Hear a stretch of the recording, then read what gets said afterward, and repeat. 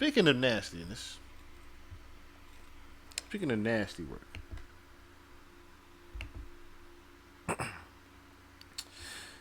apparently, I took it upon myself to re-listen to.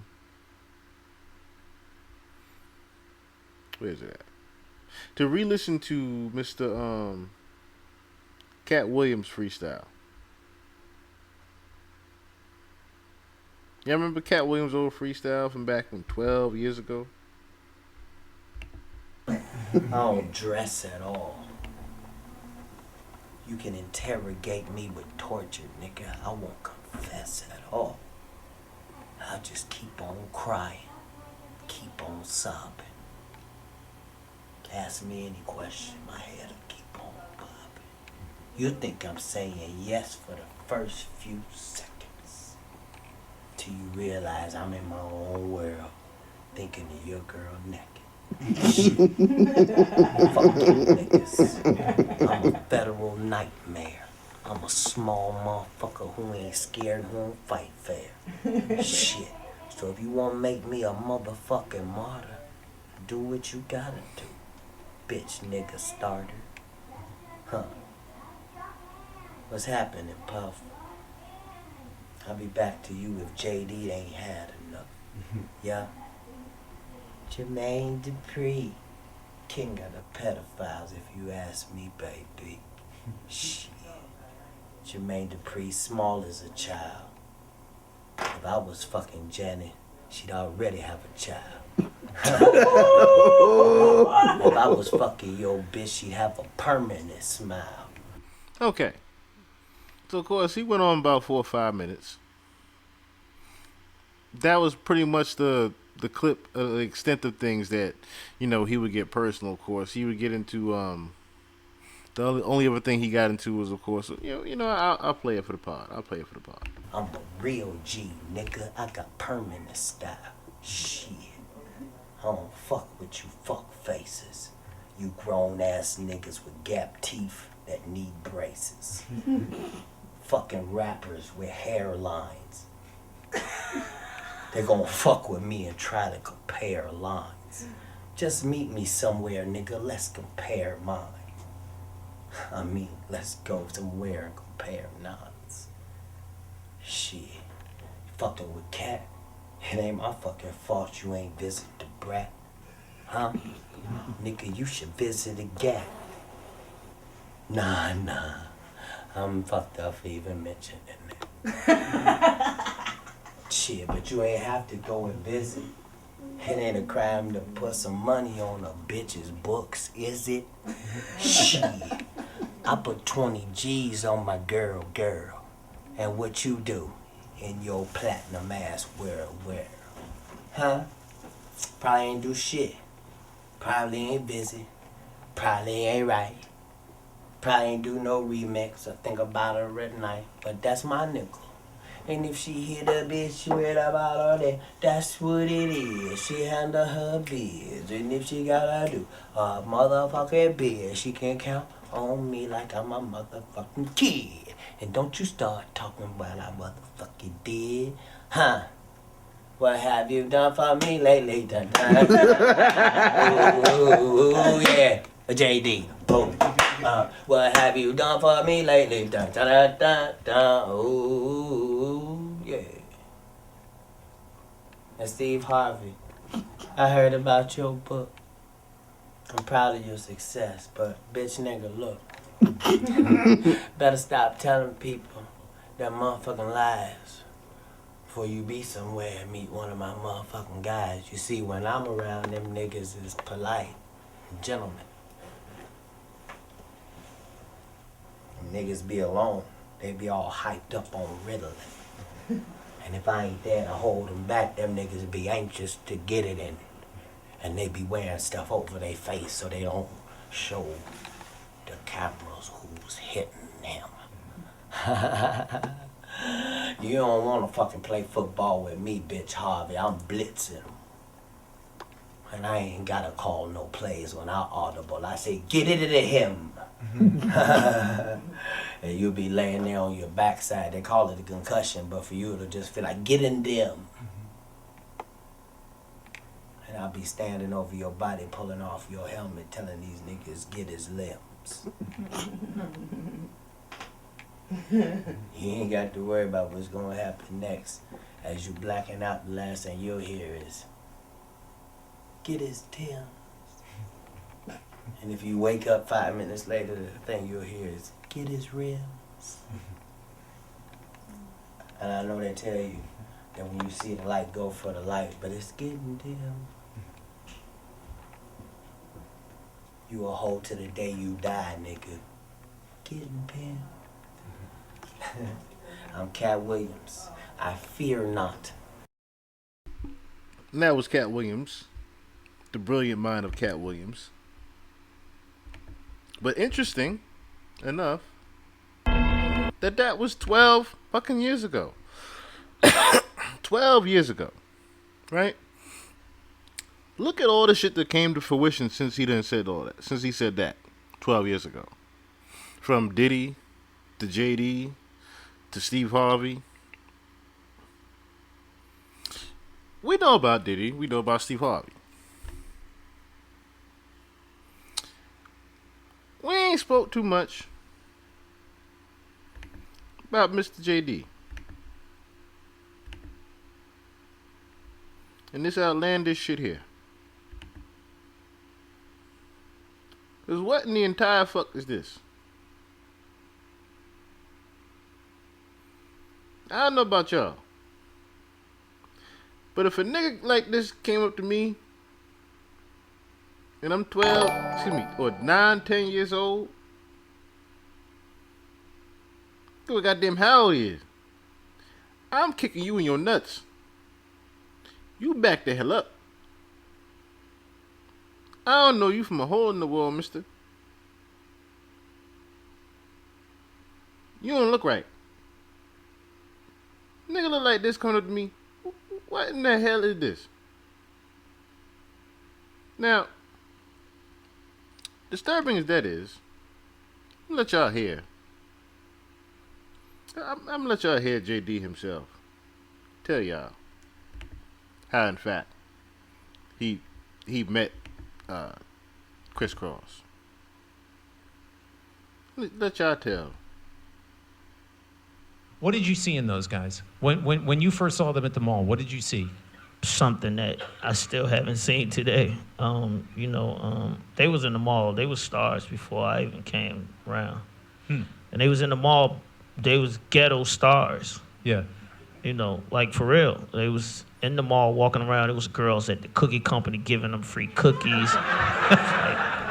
Now, I want to put something into context real quick while we're listening to this. Jermaine Dupri, and the year he discovered them, first of all. Stop playing with me. This damn kid. First of all, when Jermaine Dupri discovered them, it was 1991, right? God damn it with this time. He was 19 years old. 19 and 91, right?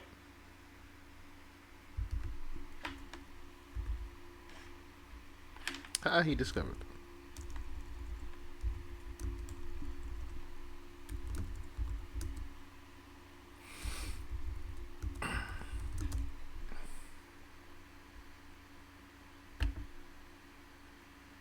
Where's the mall at?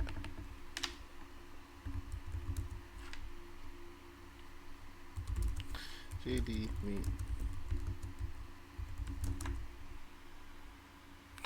So the duo was discovered at Greenbrier Mall in Atlanta in 1991 by the 19-year-old Jermaine Dupri at the time. According to Dupri, Kelly and Smith were not pursuing a record deal and weren't even rappers or musicians when he met them. So, to put this in a better context for y'all, these was just two little random boys just standing in the mall. Just two little random boys in the mall that JD just happened to just be watching. Think about that. The two little random boys that he just happened to just be watching, right? That's all right, y'all.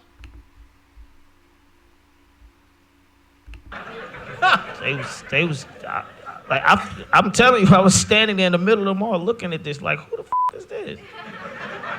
And I thought, because I wasn't really big on Nickelodeon and all that when I was younger, so I thought this was like some kids from Nickelodeon or something. People were actually, girls was acting wild about these little boys. Yeah. I think you've used the term in describing them that they represented a mood. Yeah. And I'm wondering, what does that mean to you? What was that mood? What struck you? They was like the word swag before anybody used that. Yeah, before it was even being used. Like their mentality was, I don't know what they was on. Yeah. We trying to figure that out. I'm just saying, just to be that young, I never saw nobody that was like that focused on being cool. Yeah. You got to understand, people out there, Kriss Kross weren't rappers. They weren't kids walking around with demos. They weren't trying to be rappers. They weren't trying to be singers. When I met them, I said, what do y'all do? Light-skinned Chris said, we just cool. Hey, your mom ever teach you don't talk to strangers? I was up like, get these guys a record fast. But you see, but your genius is, number one, you could recognize that, but then you could put it into action. I mean, it took a minute though. It took 2 years for me. It took about that. It took 2 years to get to Jump. Yeah. And like I said, they weren't rappers. They weren't even thinking about being rappers. They weren't even thinking about being in the music. From what I remember. Yeah.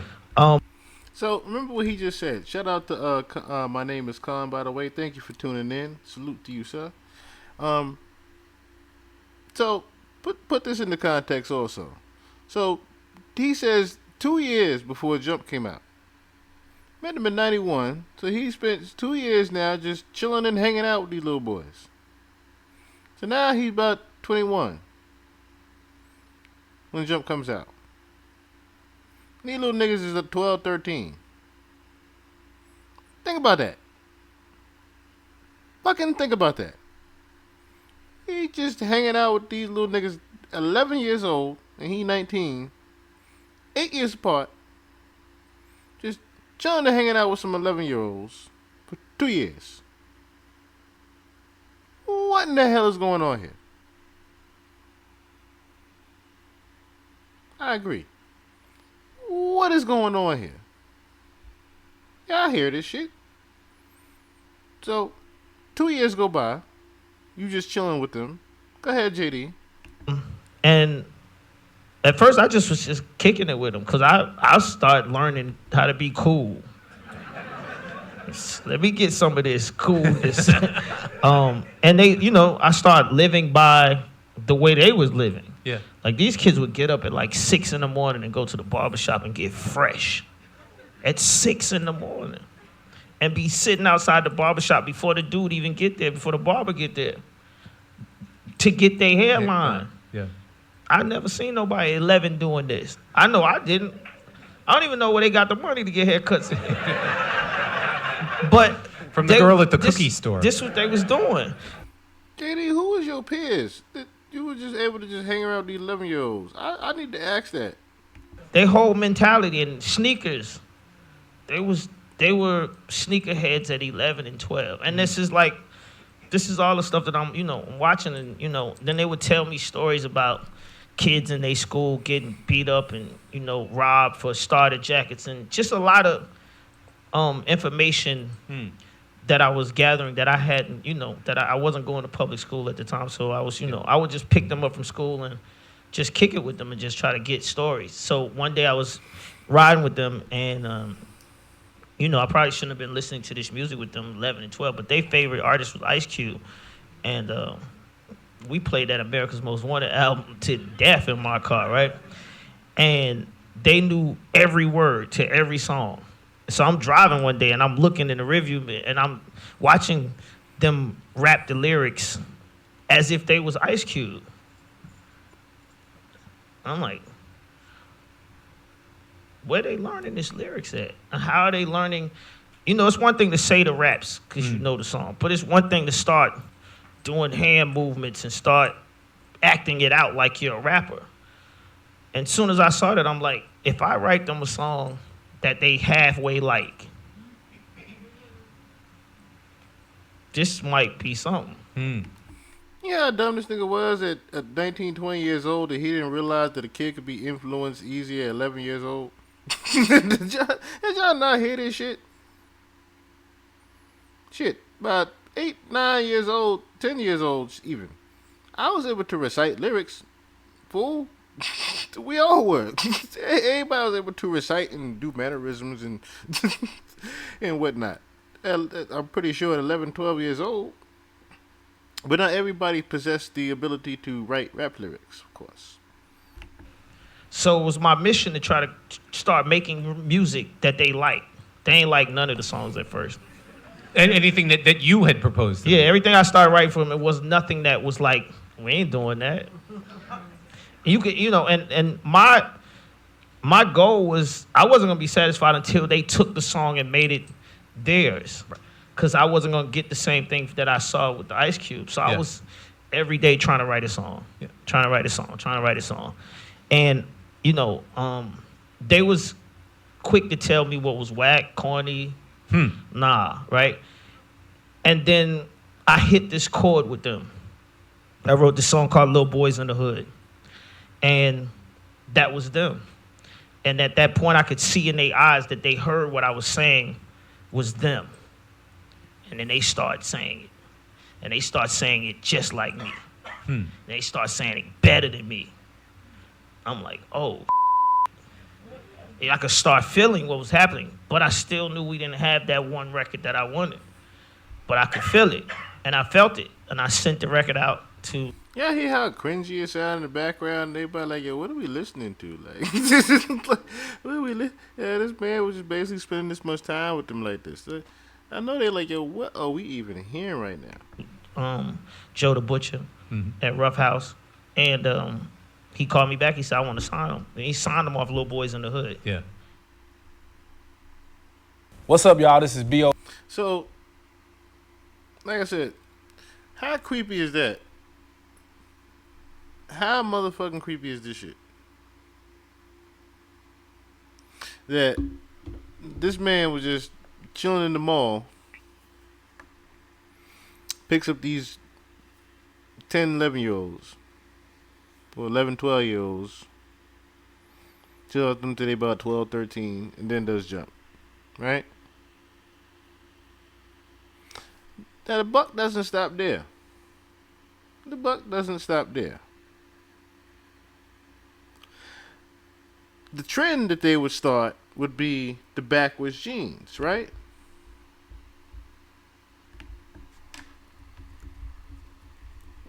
Oh, damn. How did it go there? The trend that they would start would be the backwards jeans, of course, right?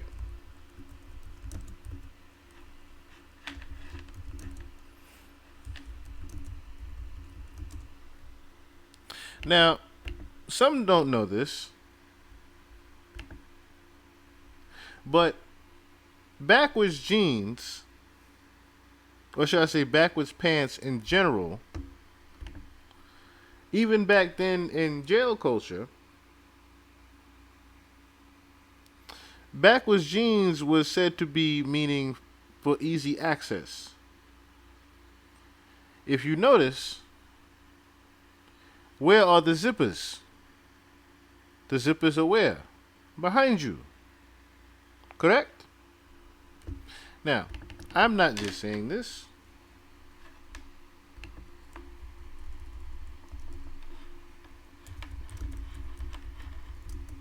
Not just saying this at all.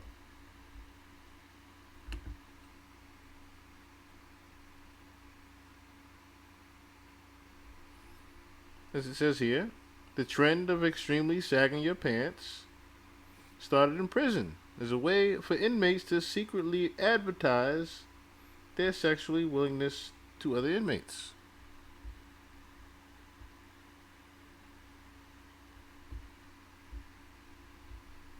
That's it. Nah, don't shoot the messenger.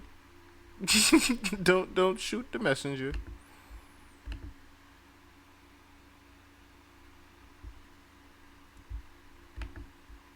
But one would have to wonder, why is JD teaching this to 11 and 12-year-olds?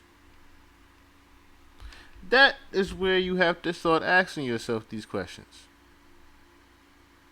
Why is he teaching 11 and 12-year-olds to wear their clothes backwards?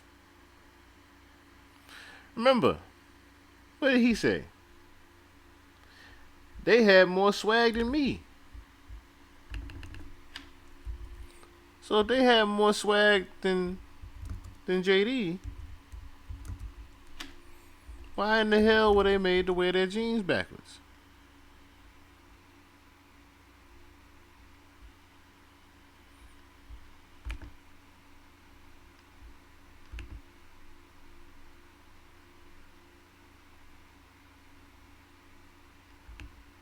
Now, of course, that was a heavy trend back in the day, but it was a very short-lived trend as well.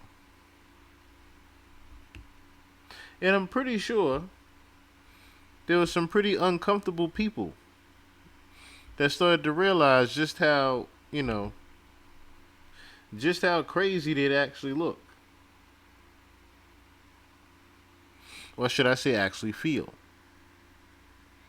Where there would usually be airflow where your nuts is at, there's now airflow where your asshole at. If you catch my drift.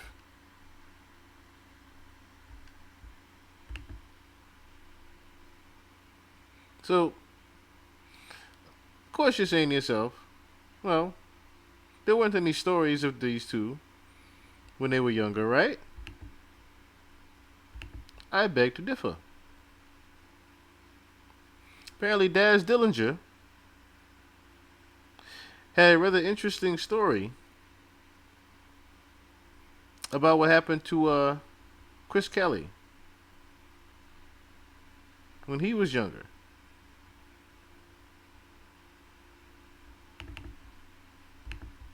Listen to this. That was our homies right there. You know what I'm saying? We kicked it with them all the motherfucking time. Wow. That was the first dude I seen. You think Jada Pinkett was entangling? She was entangling with Chris Kelly from motherfucking Kriss Kross, because Kriss Kross was in the room and he was like, Jada Pinkett is at the door, but don't leave. Take this weed. Chill. We like, damn, that motherfucker gave us an ounce of weed. We're going to kick it right here. Then he came back in. He said, yeah, that was Jada Pinkett. I'm like, damn, this nigga's fucking Jada Pinkett at a young age. Wow, Chris Kelly was that. 1993, around that way. Wow. You know, Dang. yeah, she was entangling me. Shout out to Jada. So remember, JD met them in 91. He was fucking Jada by 93. Sound like he fucked Jada Pinkett soon as Jump came out. He jumped up right out there, them jeans, huh? He jumped right in Jada pussy. So he wasn't even 15, I would say, right? Sound like to me. If Daz is right, if Daz is saying 90, you know what? Oh, it was Chris Kelly in 91.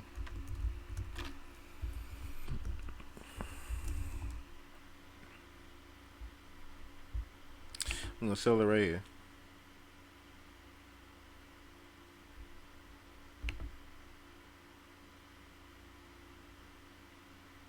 Single and do.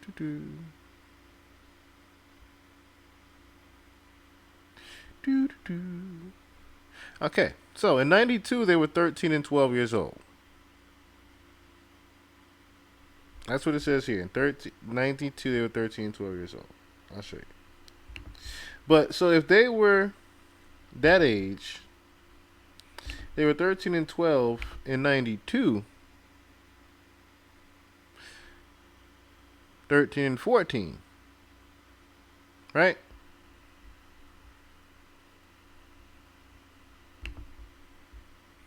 since it won't tell me Kriss Kelly's age, let me see something real quick. He died when he was 34.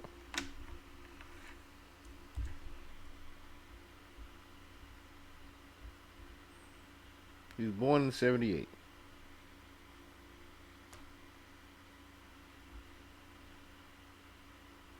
It's 2 years. Yeah, he would have been 12 in 1990. So 13 he was in 91. Yeah, he was 14. Damn. He was 14 years old, fucking Jada Pinkett. Isn't that something?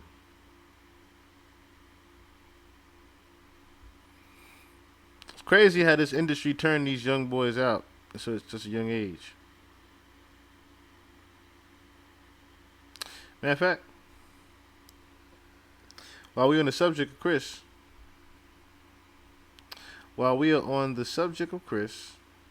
might as well.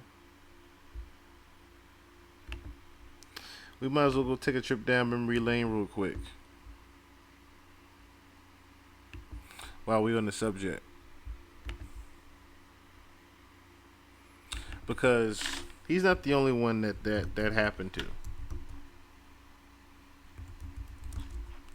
He is not the only one at all that happened to. And I remember watching this footage a couple years ago, and I was disturbed then. And now when I think about it, I'm even more disturbed by it. Because, like, you're saying to yourself, okay, 15, 16 years old even, right? Okay. Getting pussy is one thing. But when you talk about fucking older bitches and cougars and whatnot, then it starts getting a little... I mean, that's why these teachers are starting to go to jail out here. That's why these teachers and shit are going to jail out here. But do y'all remember when Lil Wayne talked about this shit?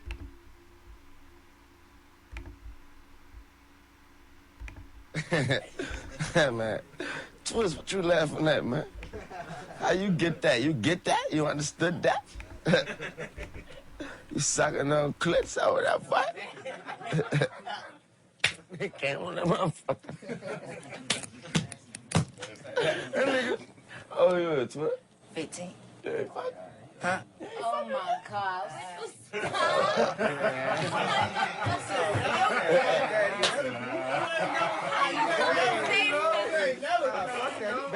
You bet I'm on the real. Cause I was fucking at 11. I had Nate at 15, nigga. I had my daughter when I was 15, nigga. It ain't cause you a male, it ain't cause you 15 you supposed to, cause you're young money. You're supposed to. Fuck that shit. The nigga said I had my first when I was 15. And then proceeds to say it ain't because of that. It's because you're young money. So, do you hear how pretty much Lil Wayne was groomed when he was a kid? And was pretty much just taught this way? Was just okay to be doing this at such a young age? He was 15 when he had his first kid. 15. Man, I still fuck. I got raped when I was 11, Twist. I loved it. And you heard someone start to say, oh my God, but then when he makes a joke about he loved it, everyone laughs. That's not anything to laugh about when someone says, I got raped at 11 years old and I loved it. I ain't never pressed charges. I'm gonna do you like baby them did me. Yeah. I'll never forget that day. Yeah, no, they was all in the kitchen. I was scared. It was cool. There was about this many niggas and shit, too, in that bitch. I never forget the word. Suck Lil Wayne, let dick. Yeah, I was sitting on the couch. Everybody in that bitch. That nigga was like talking. Girl with your good dick. Girl, you know you suck with your good dick sucking that. Boy, that bitch suck all nick. Have a nick. Suck like way in that dick. I'm sitting there like, sure, yeah. Sucked up. I ain't never had this happen. In front of G. Oh my God, that was the best ever, boy. I walked out that bitch. I felt like I killed 5 niggas, ran through 3 banks, boy. You don't understand. I was a different man after that. I was Lil Wayne. After that, yeah. Sad, sad thing. Sad, sad thing. But see, those are the things and those are the stories that no one really pays attention to because it gets shadowed by chuckles. It gets shadowed by the laughter when it comes to boys. Of course, if this is the other way around, it would be, of course, more talked about. But grooming is grooming.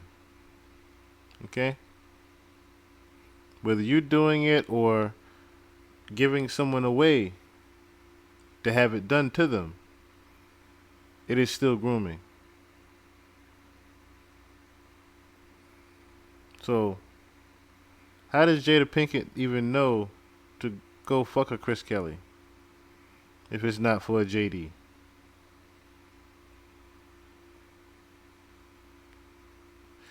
So, interesting enough, listen to, or should I say, look at JD when he's asked about when Chris Kelly passes. You know, how did it feel? You know, like with Kriss Kross, they came out multi-platinum, and then they came back again with the song with Supercat. Nah, that's the same album. Oh, you talking about? All right. Yeah, you talking about All Right. All Right. Yeah. And then one of the members passes. No. Not right after, but years later. Yeah, years later. He passes at a relatively young age. Was it 30-something? Yeah, I think so. Did you see that coming at all? Were you guys still in contact? No, I didn't. Do you see that? Did you notice how his entire mannerisms changed when he started to talk about that? With the song with Supercat. Nah, that's the same album. Oh, you talking about? All Right. Yeah, you talking about All Right. All Right. Yeah. And then one of the members passes. No. Not right after, but years later. Yeah, years later. He passes at a relatively young age. Was it 30-something? Yeah, I think so. Did you see that coming at all? Were you guys still in contact?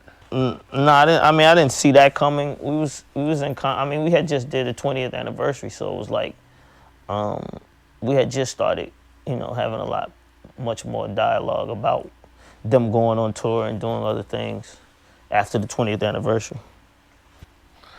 Yeah, I mean, it was a tragedy.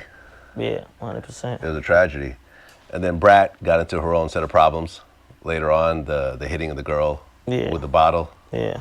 Notice how he starts just rubbing his leg as if he's super nervous that he got past that question.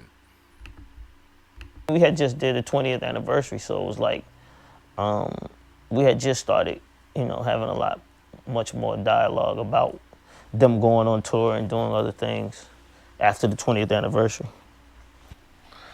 Yeah, I mean, it was a tragedy. Yeah, 100%. It was a tragedy.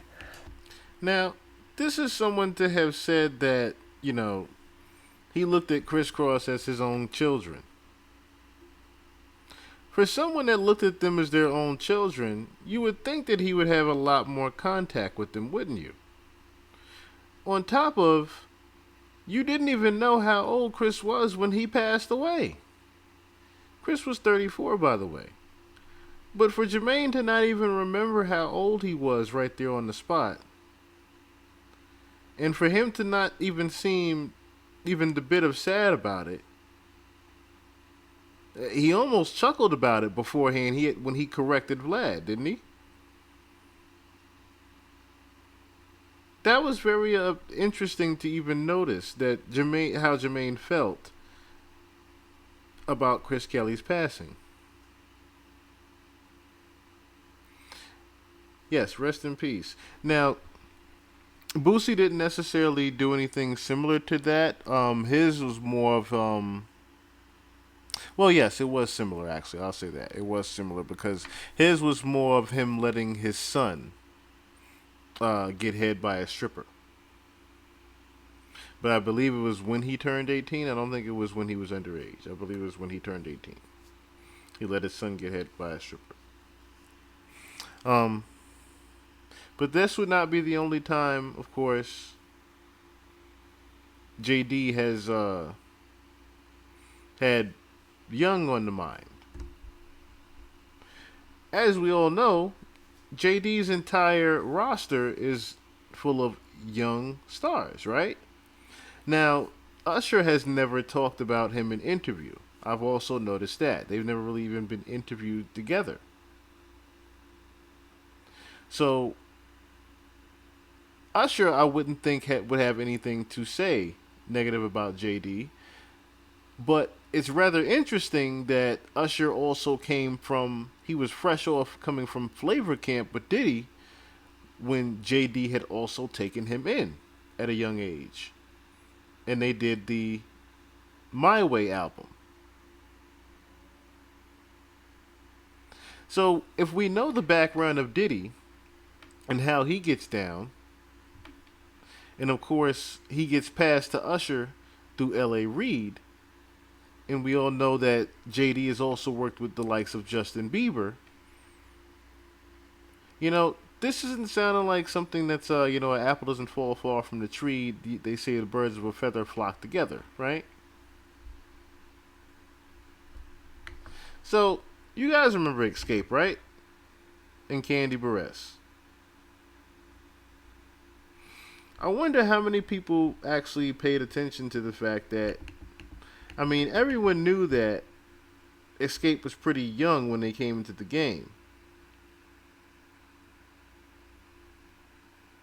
So, my question is, how does Kandi Burruss end up dating JD with them being so young in the game? Notice how the same thing is also said with the 2-year time frame. I don't know if you're going to respond to this or if you're going to get upset with me asking this. In working with Jermaine Dupri, a relationship was established. God, he was being sensitive. I would make sure I want to be respectful. Maybe that's so. When people found out that you guys were dating, were they upset, or did you allow yourself like, damn, how did I manage to get? That is the funny thing. People did not know. It was not like we were openly kicking it. Right. You know what I mean? Oh, just kicking it. Is that where the song came from? No. No, that is not. That is funny that you said that. But no. Actually, we had completed 2 full albums before we ever crossed that line. Okay. So I know it's like been put out there like so many different rumors. Right. It wasn't like it was something that happened in the beginning. You know how you could be working with somebody and over time, flirtation, things happen or whatever. So it wasn't like, we were, honestly, I felt like when people want to say like, oh, there was favoritism. There was no favoritism. He didn't show you favoritism? No. Well, I got to stop it. I said, we got to stop that. Not to say that I felt like I was supposed to be getting favoritism because honestly, like for me, I never want people to feel like, oh, that's how I got on. Right. No. Right. I was on. Right. And then it just happened. It happened. Okay. Like to be clear, you know what I mean? But so the only people who actually knew, as far as from me, right? Like I'm not saying who he told, okay? Well. Yeah, but like I talked to Tiny, right, a lot, and Tamika Scott, right. We were the 3 of us were like, the 3 musketeers, right. And we would, share secrets with each other, right? So, I would talk to them about it, and they would know. but not like, I wouldn't be like, if we came in the room, you wouldn't even know anything was going on. Do you feel women are judged more harshly for dating in the industry than a man? Yeah. I mean, I feel like it's however it's brought to the plate. I mean, to the people. You know what I mean? So I think when it was said to the world, because like I said, like it wasn't like an open thing, right? So, for those that can't see it, after meeting in 1990, the group got their big break while performing the following year at a birthday party for rapper and music producer Jermaine Dupri. The Vogue reports. Dupri was so impressed, he signed the women to his label So So Def. Now, 1990. How old was Kandi Burruss in 1990?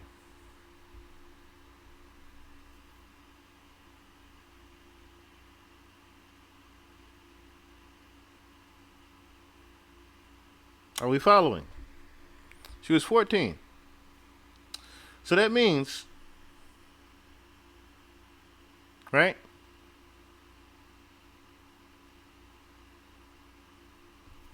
Xscape got signed, what? Right, a little bit right after. Not even right after. Around the same time as Kriss Kross, right? If we're, following along here. Kriss Kross was discovered in 91. They were discovered in 90. We just read that. So,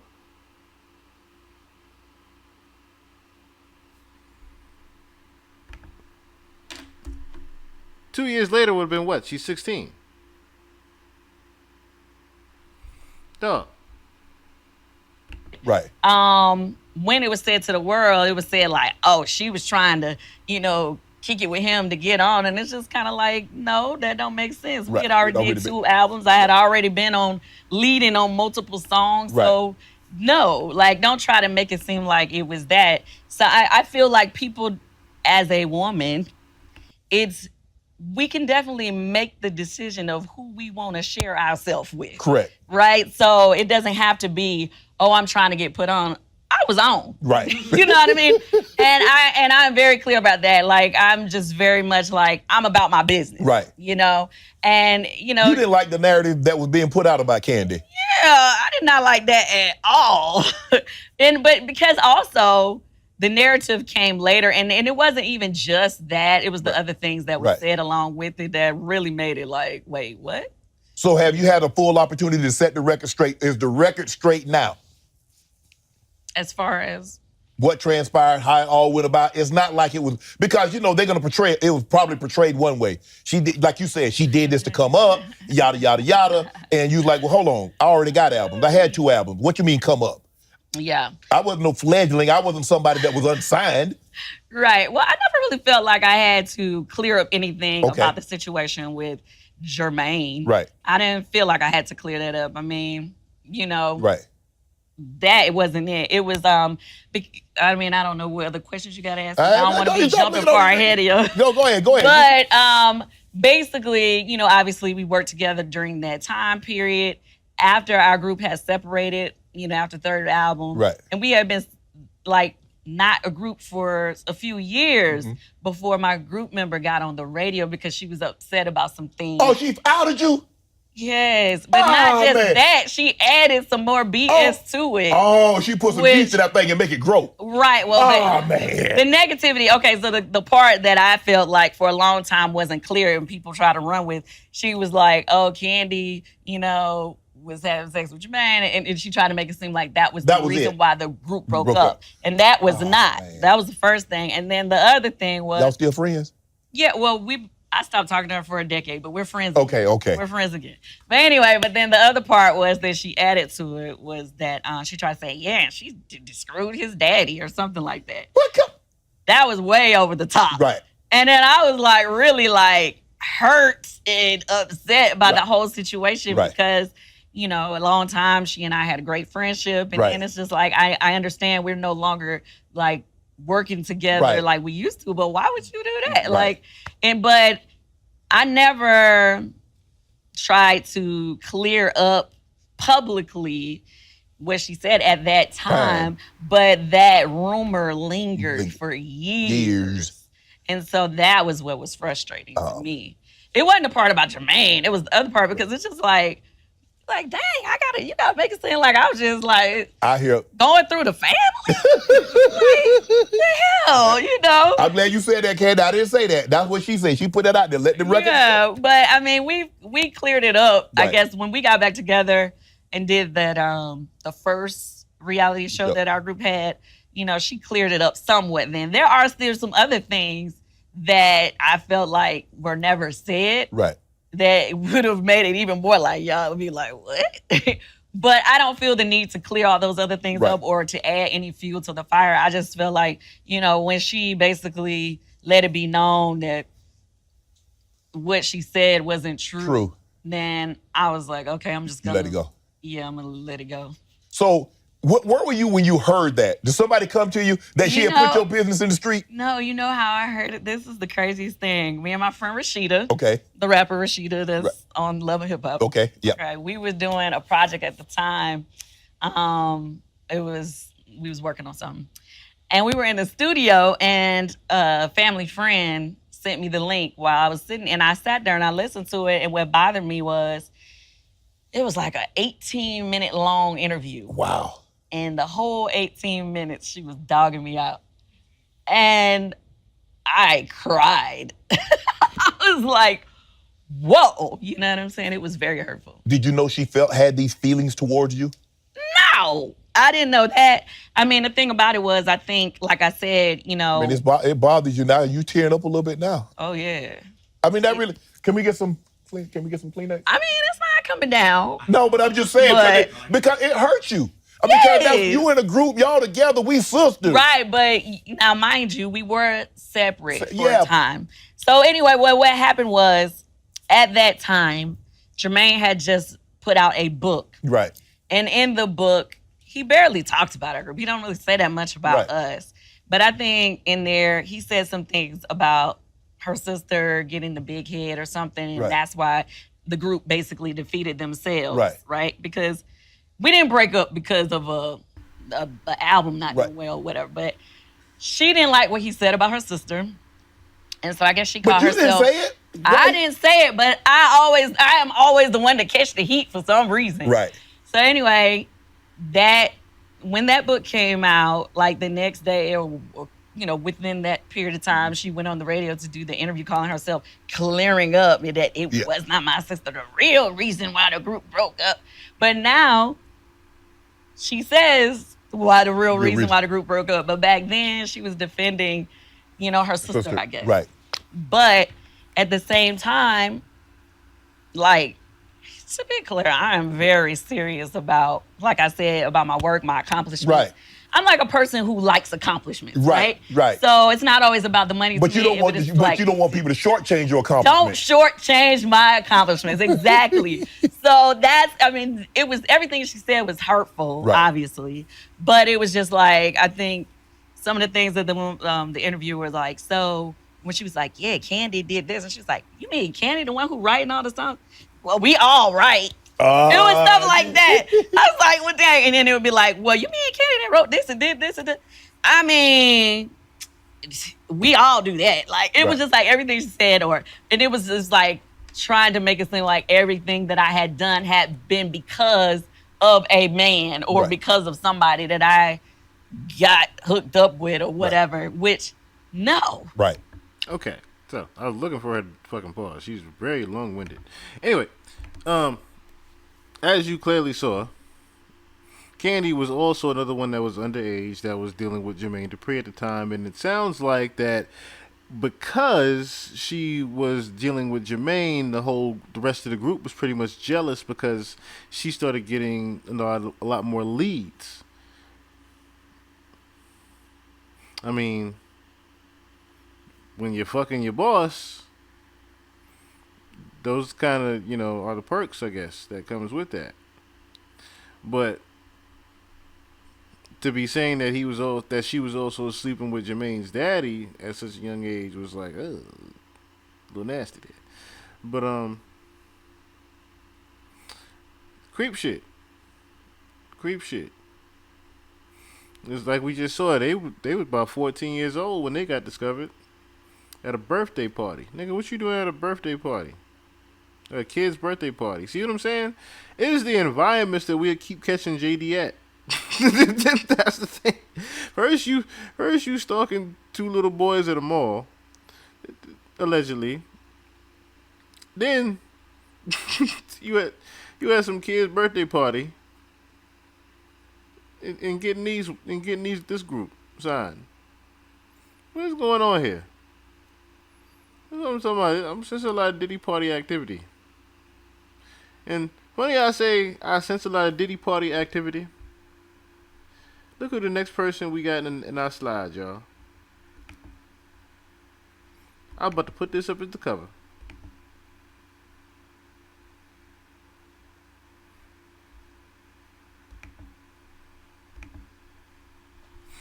Got Jigga, that nigga Jigga. Diddy, the diddler himself. Rest in peace, Anthony Wolf over here. Jermaine Dupri. Looking like he off that Tootsie right now. I ain't gonna lie. He like he off that Tootsie right now. He look he so damn messed up. And someone that don't look like they don't need to be there. Little Bow Wow. As little as hell as he was.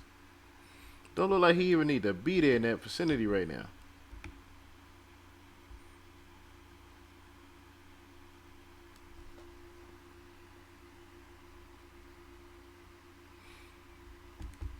Look how young this little boy was in 98.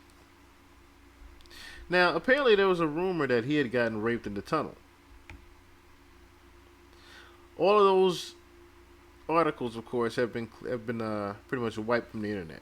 I've noticed that he was raped in the tunnel, and the ones confirming it anyway, because the only thing you can find is Bow Wow just pretty much shutting it down. But one thing he didn't shut down was that when he was 15, what he was doing with a young Axter Baxter.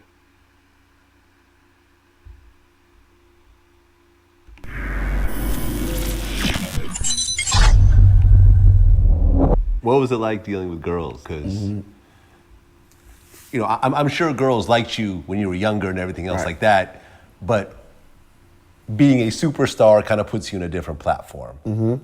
Girls look at you different. Right. But you're only 13. Right. You know, so how did that work back then? It was crazy because I had girls my age that loved me, but like I said, I was young, I was a teenager, so Jermaine pretty much became like the father figure. Okay. And, you know, watching the type of women that he would have around, it fucked my head up. It fucked me up. What do you mean? I didn't want, when I would leave Jermaine in the summer to go back to Ohio for a couple months, I could not talk to girls in Ohio again. Why is that? I never seen women built like this before, fine as hell. Yeah. And everything Jermaine had, I wanted. And it fucked me up. So, true story, I remember Jermaine and them went out to the Gentleman's Club, one of the hottest strip clubs, if not the best strip club of all time in Atlanta, right? And they go, and of course I couldn't get in, but all the strippers knew who I was. So I had all the girls come outside by the car. So when Jermaine and Nelly was walking out, they hearing, you know, what the fuck is going on? Bow Wow hanging out the window, he got all the strippers outside the window. So I've been, so when people look at me now and it's like, oh, why does he like strippers? Oh, why do they go to the strip club? Oh, why? It's because of my upbringing. That's what I was brought up on. We raised in Atlanta. Jermaine's like my mentor / father figure. I see them do it. When I get older and I get my bank up, I want to do it. So when it came to women, it was kind of like I really wasn't fucking with nothing my age. I wanted older women. I wanted the women that Jermaine had. I wanted all his women. And that fucked it up. That's like having Kobe beef, then you go back and one of your boys take you to go get a quarter pounder. That quarter pounder, cool. Right. But until you had Kobe beef, you don't really want that quarter pounder no more. Okay. So, yeah. What age did you start messing with women though? No bullshit. I'm not gonna lie to you. like around 15, 16. Okay, that's not that young. Yeah, I was nervous. I was I nervous. mean, as we all were. Yeah, I was nervous. Motherfuckers was like, I was hearing shit like Rebel Pop. I'm like, whoa, wait a minute. The motherfuckers supposed to protect us. What you mean they break? Oh, Rebels Pop. Okay. Yeah, I'm like, that's gonna be my first time. First time I go and my shit pop, and next thing you know, I got a baby. I would always think about that. I'm like, man, watch my first time my shit break. I keep hearing about this shit. And then I just kept it cool until I felt like I was put in a situation where, I had no choice. I gotta go in.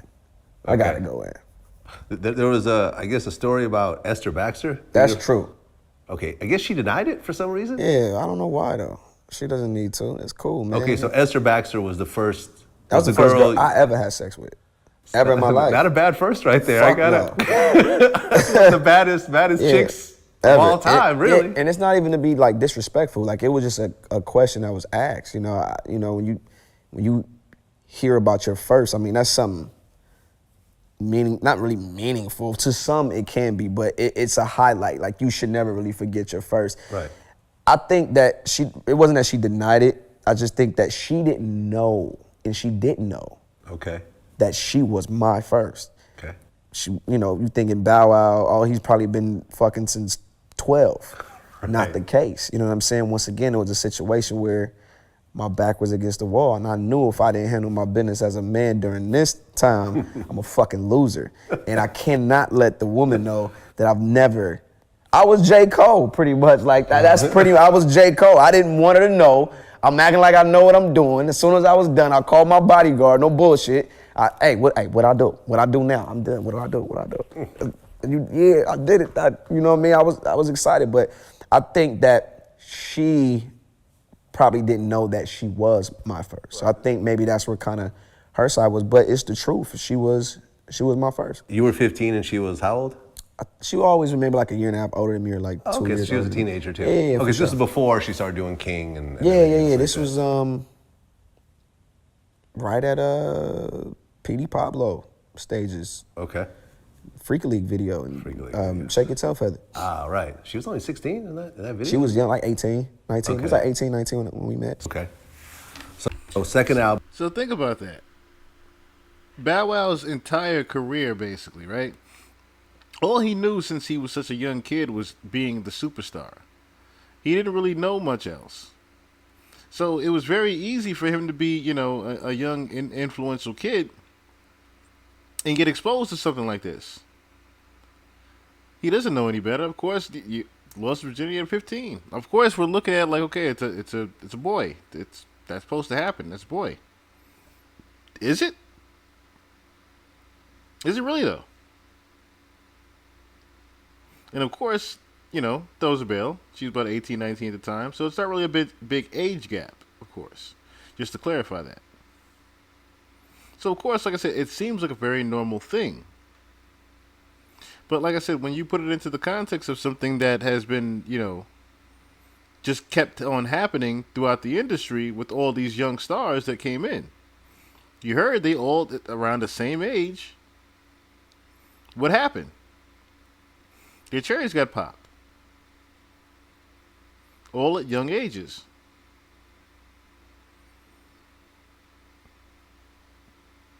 And like I said, you see the picture that we had him with beforehand. That picture already just didn't look right.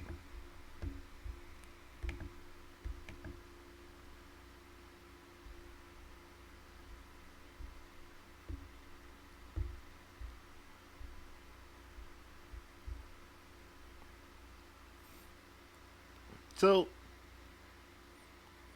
who knows if that tunnel story that the security guard talked about was true?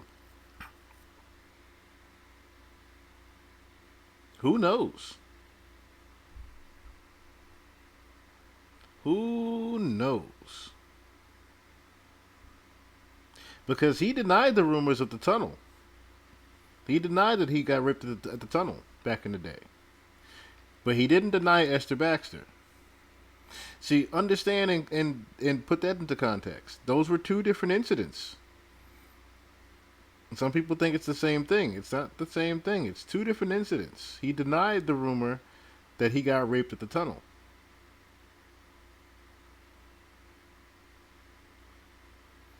And that would have been when he was around this age. As we see here as being a little boy. But, as JD also said, the party continues. Who remembers the rap game and a young star called d.tronada? She and a few other the young rap stars that were on the show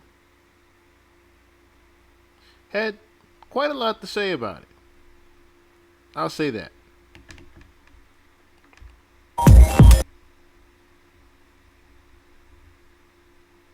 Getting who is the best rapper. So yesterday, Jermaine Dupri decided to comment on a video that Summer Walker made about her wanting to become a rapper. I'm about to become a rapper. All these can do it. All they're talking about is their... And I can do it too. I wasn't interested on doing a video about this back then, but I totally wanted to include some of the young ladies on the rap game, especially some of the statements that were made by a young lady by the name of d.tronada. d.tronada is a 16-year-old Baltimore rapper. She decided to speak out about her involvement on the rap game and the advice she allegedly received from the creator and mentor Jermaine Dupri. d.tronada took to the Shade Room teens to tell her truth about why her show mentor said she wouldn't be successful. So a post was made on the Shade Room teens about one of the season 5 rappers, and someone tweeted, "Yeah, Jermaine Dupri, you tweaked on him. He's a different breed now." So Jermaine Dupri decided to respond back to the young man, and he said, "Why it ain't never JD you got him right? Why it's gotta be I tweaked? Y'all watch the show. You know every one of them kids' skill level went up after being with me. Stop playing." So a lot of people wasn't feeling those comments, and even members of the rap game decided to step in. d.tronada being one, saying, "Boy, no. You taught me talent don't matter, and if I ain't got sex appeal, I wouldn't make it. You gave us IG followers. Some of us choose to utilize it, some of us didn't. Don't take credit for how people rap." Then another young lady that was on the show, she said, "You took the words right out of my mouth." Another young man that was on the same season as her said on God. People started to ask d.tronada questions in the comments, and the young lady said, "I still think you misread what he was saying on that show." d.tronada said, "Misread? That man told me to my face at 15 years old, you need sex appeal in order for people to listen to you. You gotta give the people what they want first, and then they'll listen later. Whatever y'all saw on TV was what you were allowed to see. Every episode was a week's worth of footage, squeezed into 40 minutes. Y'all barely saw 1/4 of what went on." Another young lady that was on the show said, "Tell them they still don't get it. It is a TV show and it is edited to make great TV. Feelings be butthurt off of exactly what you said, 1/4 of what really happened." d.tronada has said in several interviews that she is way different than most of the female artists out today. Well, I don't cuss. Yes. I don't talk about, like, sex. I'm 16. Like, people is committed to God, you feel me? Right. So, yeah, that's just, like, there's plenty of female rappers that's in the city that's killing it. Fendi, Sneaky T, like, all of them, they killing it. It's just, I'm like, they ain't no really young female doing it in the city right now, and I just feel like that sets me apart from everybody else. She also proved that she can actually rap, unlike some who had their careers handed to them. "You messed up when you decided to try me. Know that I'm always on go. I keep that gadget right by me. I can do bad by myself without campaigns behind me. I guess I forgot who I was, and this a chance to remind me. Girl, I run up in your crib like you Osama bin Laden and snatch your wallet. Maybe uppercut your mama for a while, and you thought I was silent until they told me people was trying. And no point in hiding. This my game. I ain't resigning." It's so sad that she alleged Jermaine Dupri said that, being that so many people tried to compare her to b.l.a.c during her season. Even in that same interview with People, he talked about how his so-so deaf artist b.l.a.c broke the mold. Brat broke that mold, right? You know what I mean? So it's like when Brat came out, she was the first female solo artist to go platinum. So we together broke the mold that I was in prior to meeting Brat. With Brad, it was different. She just had a an aggression that I hadn't seen in no female rappers. Still to this day, she has an aggression that no other female rappers have. You don't want any more brats, right? Huh? You don't want any more. Well, it's only one Brad. Okay. Yeah. Both D-Tronada and Da Brat have some similarities in which the fans have pointed out. They're both beautiful, talented, and they're comfortable with their image no matter who or what person tried to change them. It also makes me wonder if the other girls in the rap game, were they told the same thing? I'm not sure if any of these young ladies even hit 21 yet, but their image is totally different than what it used to be. Now, I do know several of the young ladies decided to turn down offers by Jermaine Dupri because they felt that they were bad deals. From the outside looking in, they're so curious as to why I didn't sign. But when you're actually in the circle, you see a lot of things that other people don't see. I'm not taking anything from JD. The man is very smart. He's very talented. I've seen him in the studio work. He's amazing. But like I said, we just being in the circle, we see a lot of things that other people don't see in the industry. Like industry people that I've met. We can relate to the same kind of problems that I ran into. My mom handles all my finances, everything behind the scenes, and my dad is here with me. Like, he's my manager. He does everything. I have to feel comfortable around you. I'm not a product. I am a product, but don't treat me like a product, if you get what I'm saying. And a lot of people in the industry, they just want to see their money. They just want to see their money in their bank account grow. They don't look at you as a human being. So not only do it have to be a monetary value to me in my career, it has to be a situation where I feel comfortable, where I can feel like I could trust you at least a little bit. Now, a lot of people wouldn't say no to the deal. They would decide it's young. JD. Right, but seems to be a pattern of these young girls, doesn't it? Not only are you telling them that, D-Tronada, that she has to have sex appeal at 15 years old of all ages, but then the girls that do sign, or should I say the one that does win, Lotto, says that she sees things in the industry that she already is familiar with, of course, that, her fault via her father, that says, we understand what you guys, are really about. So we're going to kindly just pass on this. Notice that. Hits. He makes superstars. He do, but, I got bigger plans. Okay. So to this day, you don't have no regrets? No. Of not signing? No. Heck no. No. No, ain't nobody. I don't know who signed that contract, but I don't know of anybody that's really doing anything from any of the seasons. So it's like. Are you trying to sign to a label, or do you want to stay independent?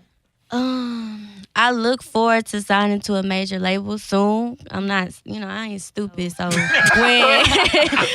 that right deal comes, I'ma sign it. So I know a lot of people agree with Jermaine Dupri and what he said about today's rappers, but after reviewing some of those comments from the younger girls and seeing some of the interviews, it kind of made me side-eye that whole statement, because I would never want the young ladies to think that they have to have some type of quote-unquote sex appeal in order to make it into music. Being that these young ladies were a part of his show, I would have thought that he would have helped them and made sure they didn't turn into that same statistic in which he was talking about. But maybe that's just me. You guys, let me know your thoughts and your opinions. So, like I said, birds of a feather flock to motherfucking gather, don't they?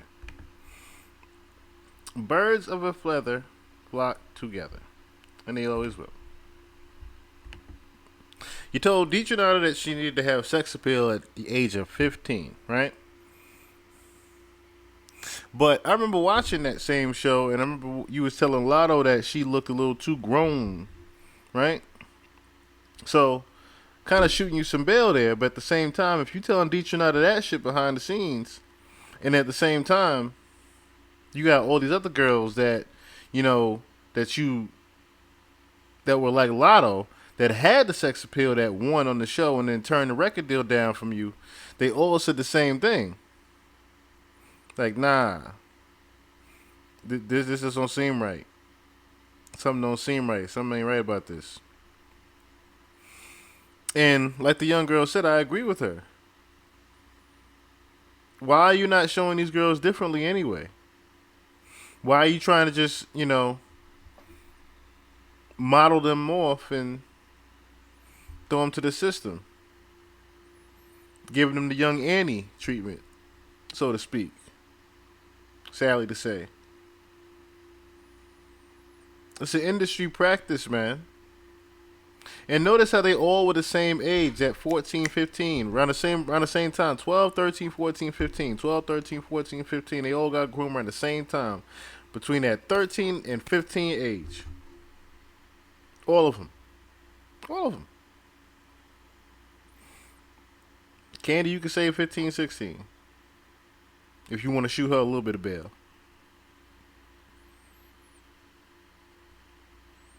But yeah, man. I just thought that was a little bit enlightening. I started, like I said, I looked at that picture and I was like, anybody ever talk about JD? Anybody ever notice certain shit with JD? And I just hit the tip of the iceberg. I didn't really dig through the rabbit hole on that one. I just said real quick because from what I remember, just little things that I remembered.